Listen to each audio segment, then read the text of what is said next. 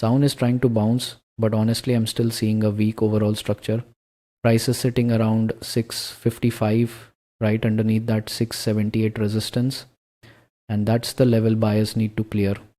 If they can reclaim it and hold above it, then this recovery starts looking a lot healthier. If not, this could easily roll over again. For me personally, I'd rather wait for demand to prove itself than chase a small bounce. If you want my exact execution framework and the setups I'm personally watching before market open, it's inside the Patreon, link in the description.